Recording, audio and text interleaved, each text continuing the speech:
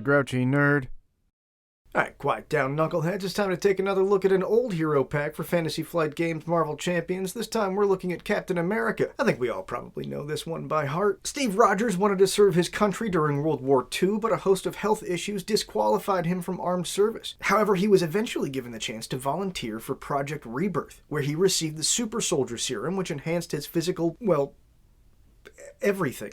Many times fold. He, along with Bucky Barnes, Namor the Submariner, and the original Human Torch, whose body would later be used to make the Vision, went on to help the Allies win World War II against the Nazis and Hydra. However, shortly after the fall of the Third Reich, Captain America and Bucky Barnes, while attempting to redirect an explosive-filled drone away from a city, the drone exploded in mid-air, seemingly killing Bucky, and knocked Captain America into the frozen ocean, where he remained for decades until he was rescued by the Avengers. Yeah, not the first Avenger. He's gone on to lead the Avengers and S.H.I.E.L.D. and get old and lose his powers and lose his faith in America and get it all back and all kinds of stuff. Dude's been around. So let's take a look at him. On his hero side, Captain America has 2s in each stat, a hand size of 5, 11 hit points, and Avenger and Soldier traits. I can do this all day lets him discard 1 card from hand to ready Captain America. Readying is amazing.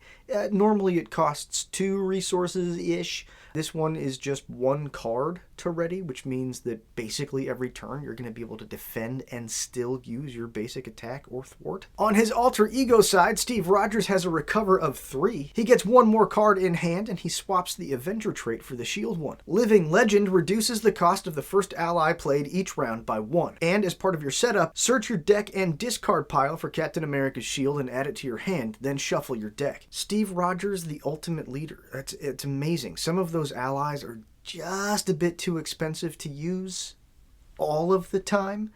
This lets you get some very powerful allies in play and just let them go crazy. And remember that S.H.I.E.L.D. setup step is after you've mulliganed. So if you draw the S.H.I.E.L.D. in your initial hand, you can discard it, replace it with your mulligan, and then pluck it out of your discard pile so you don't waste that other card. And as long as it's still fresh on the mind, why don't we skip to there? Captain America's S.H.I.E.L.D. is a 1-cost upgrade with the item trait and the restricted keyword. It gives Captain America +1 to his defense, bringing that to a saucy 3, plus retaliate 1. So he does a damage back every time he's attacked. That is so good. And you get to have it out right away, and it only costs 1 resource to get out. So you can still do plenty that turn. Now let's get back to the release order and dig into the rest of his kit, starting with Agent 13, played by Sharon Carter, who costs 3. Has 3 hit points, does 2 thwart and 1 attack, and has the S.H.I.E.L.D. trait. As a response, after she enters play, remove 2 threat from a scheme. So she can peel off 4 threat right away, which is amazing if you need it. Then we've got 2 copies of Fearless Determination, a 0-cost event, love those. It has the superpower trait. As a hero action, Captain America gets +1 thwart until the end of the phase and draw a card. No reason to ever not play this, even if you're not necessarily going to thwart that turn. It costs 0, so you can just see what your next card is.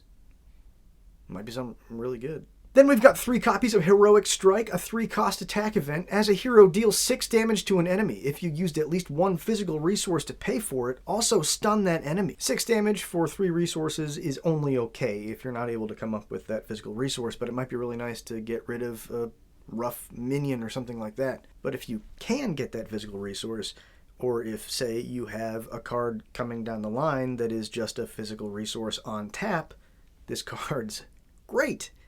Because yes, he can defend and still ready every turn, but even better than that is not having to defend and still being able to ready every turn. Next is 2 copies of another 0-cost event. This one is a defense event, Shield Block. As an interrupt, when you would take any amount of damage, exhaust Captain America's shield and prevent all of that damage. Just wipe out a huge hit. That is so nice, plus you're still doing the retaliate. Next is yet another 0-cost event, Shield Toss. This one is an attack that also has the superpower trait. As a hero action, you can discard any number of cards from your hand and then return Captain America's shield to your hand to deal 4 damage to that many enemies. This card is so good, especially on the Wrecking Crew scenario. It's so satisfying. Though if you're not doing a multi-target hit, it does get considerably less good because you're playing the card from hand. Then you still have to discard a card to give it 1 target. Then you're paying another resource to put your shield presumably back out, and so now you've paid 3 resources to do 4 damage. I don't know if that's right. I lost count on 3. It's not that great if it's just you and the villain. Unfortunately, not a way around guard.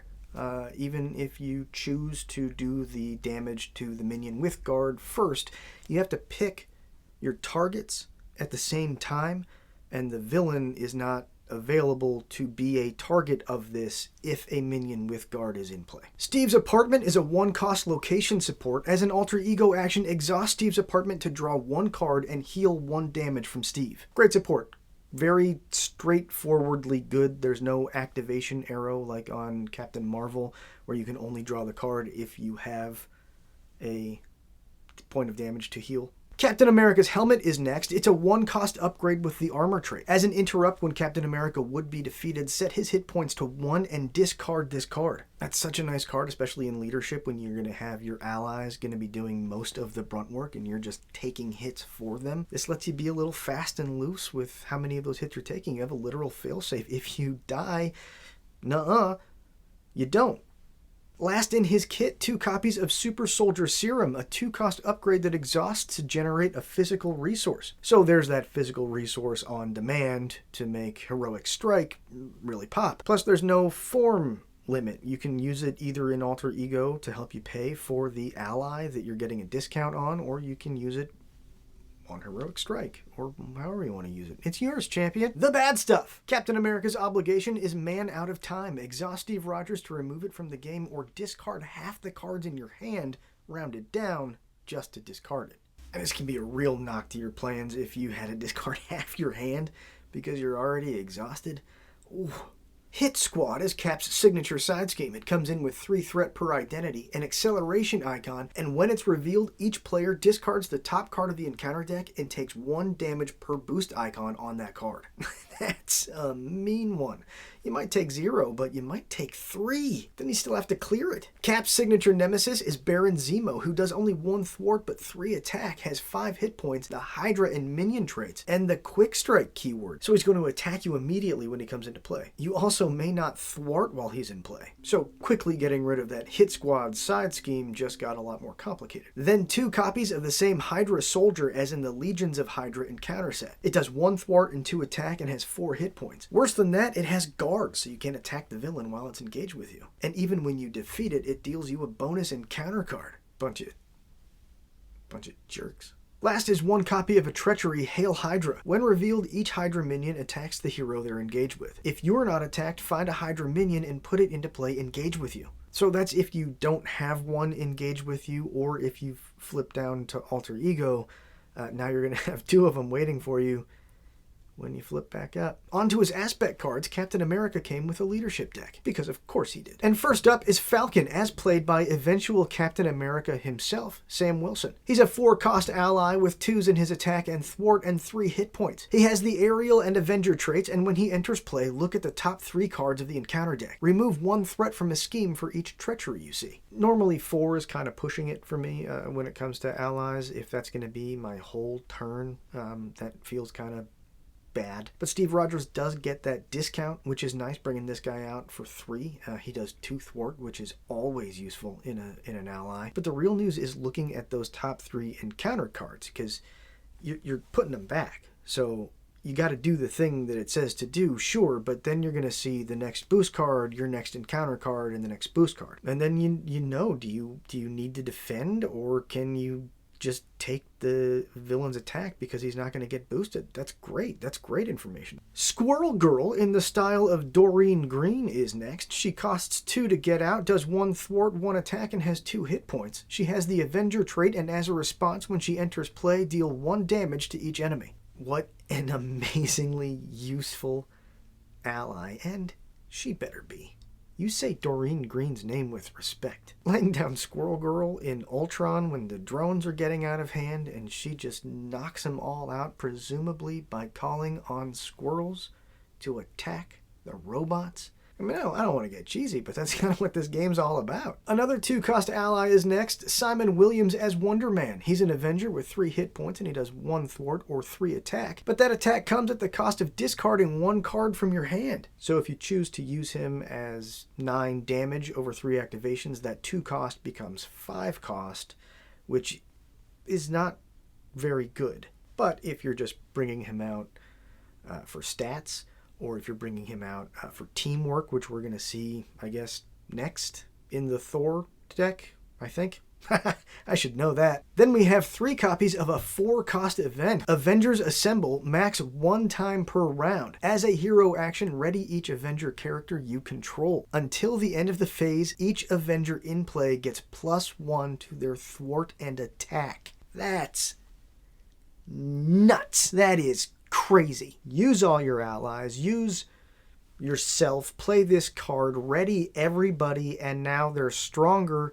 Use them all again. Then as Captain America, you can still discard a card, ready, and use yourself again. Next is 3 copies of Strength in Numbers, a 0-cost event. Exhaust any number of allies you control. Draw 1 card for each ally exhausted this way. An absolute leadership staple. You can use all of your allies, make them very useful, and none of them have to take any consequential damage. And now maybe you can play Avengers Assemble, ready them all, and go to town. 3 copies of Quinjet is next. It's a 1-cost support with the vehicle trait. As a response to your turn beginning, place a time counter on Quinjet. Then for an action, you may put an Avenger ally with a printed cost equal to or less than the number of time counters there. Then discard the Quinjet. It's fine. I feel like it sounds better than it is, but it takes kind of a long time to be useful, and then at that point, either you have an ally you want to get into play with it, or it's just building up time counters for no reason. Then we have just 1 copy of Unique Support Avengers Tower. It has Avengers and location traits. If each of your allies is an Avenger, increase your ally limit by 1. So 4 allies as long as they're all Avengers. Now, this deck has 2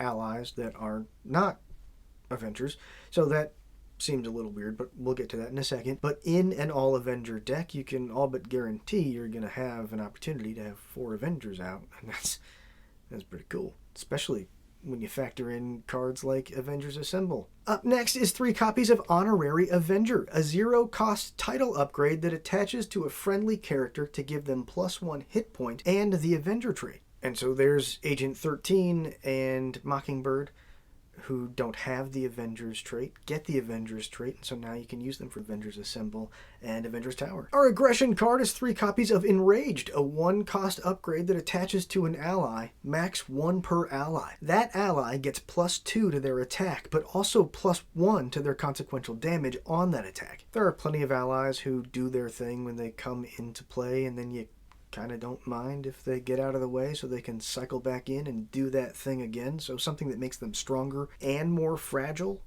is mostly welcome. I mean, this card on Mockingbird, for instance, she comes in, she stuns the villain, and then she's not doing too much after that. So making her punch a little harder and then get into your discard pile so you can get her back out again is great. Followed is our Justice card. We get 3 copies of this 1-cost upgrade that attaches to a side scheme. When the attached side scheme is defeated, deal 4 damage to an enemy. I think this is a great card. I think it's a little funny that it came with Captain America, who can't thwart his side scheme if his nemesis is in play, so you can't use this card to help you. Then we have 3 copies of our protection card, Expert Defense, a 0-cost defense event. When your hero defends against an attack, it gets +3 to that defense. This is a great card, especially in heroes whose defense is right on the cusp of being useful in protection, which is not really the case with Captain America. He already has 2. If he has his shield out, that puts him at 3.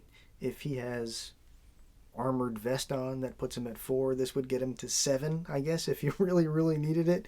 But it's a great card. Makes things like Indomitable and Hard to Ignore all but guaranteed to go off. Last up, 3 copies of a basic upgrade, Enhanced Awareness, which costs 2 to get out and gets 3 mental counters. Exhaust Enhanced Awareness and remove 1 mental counter from it to generate a mental resource. So there's 3 of these. We've seen 1 in Ms. Marvel. We're going to see another in, I think, Thor. And they always seem to be more trouble than they were worth. They cost 2 to get out plus themselves, so it's technically 3 resources to just have 3 resources. But as we've seen this rise in frequency in the game of this required keyword where certain cards need to be paid with using certain resources, these cards are getting a lot more useful. But also, this one kind of sucks in this deck. Leadership is the obvious choice for Captain America. He's the quintessential leader of the Avengers. But he's also potentially the best protection hero in the game, even now, almost 3 years into the life of it. His inherent ability to ready every turn makes defending a very easy choice. You pop an electrostatic armor on him, plus a dauntless, and he's retaliating for 3 every time he's attacked. In aggression, his super soldier Serum is not only fun to say, but gives him a physical resource to have on command, making a card like Yarn Bjorn, which, whether he's next or not, we'll see when we do Thor. I mean, he's still the damn best. He released alongside Ms. Marvel, who only just now found support with other champions. But Captain America has been crazy strong since day one. No matter what aspect you go with, the fact that Steve Rogers gives you that ally discount means that you can bring in some allies that you wouldn't necessarily use, and you can bring in allies that you want to do for the thing that they do rather than just to take damage. Alright, that's all I got for Captain America. Hit like, hit subscribe, hit me in the comments with your best Captain America deck, and then get off my lawn.